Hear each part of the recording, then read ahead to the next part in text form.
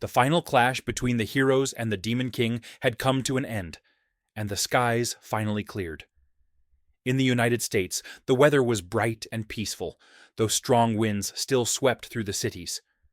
Japan, however, was facing the difficult aftermath of unprecedented destruction. Heroes from around the globe poured in to assist with the recovery. Ever since All for One had fallen a week earlier, international support flooded the country. Thanks to the Age of Quirks, reconstruction advanced at an incredible pace. Without them, the nation would have taken more than a decade to rebuild.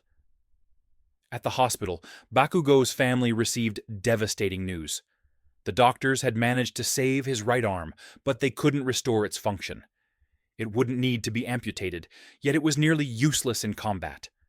They had only preserved its form. Though they offered the option of a prosthetic, Bakugo refused.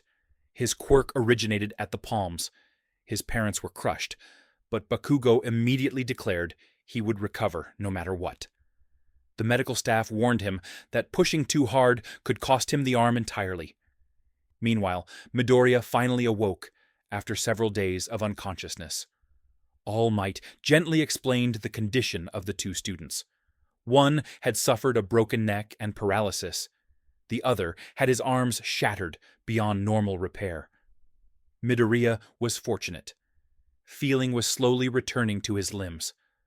With All for One's defeat, the purpose of One for All had finally come to an end.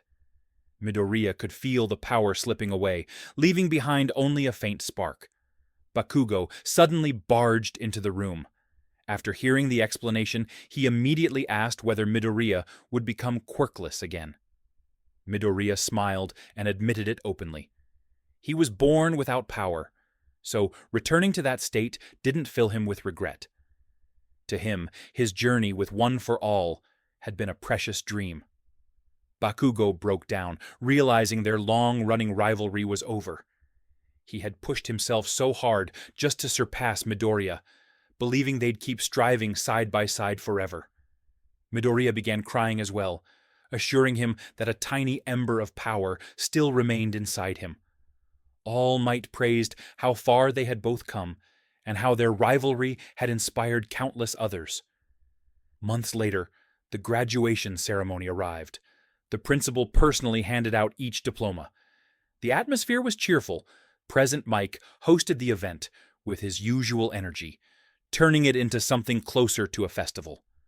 Togata delivered a passionate and heartfelt speech.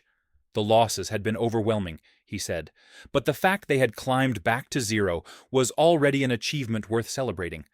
A bright future required joy, laughter, and hope. Today is only the beginning, he declared. His final joke sent the entire crowd into laughter.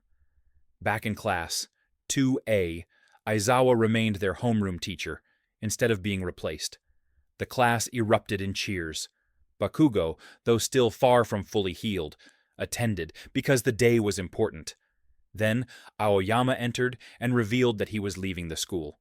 Despite everyone wanting him to stay, he believed he needed to atone for his connection to All for One and continue his path toward becoming a true hero. Many students cried.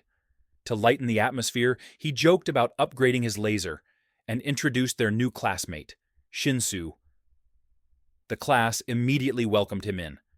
Feeling overlooked, Aoyama fired his laser dramatically, accidentally revealing the true appearance of the class's most beautiful girl, stunning one of their smallest classmates. A senior student then announced that Class 2A and Class 3B would be joining official reconstruction missions. Ida would serve as their leader.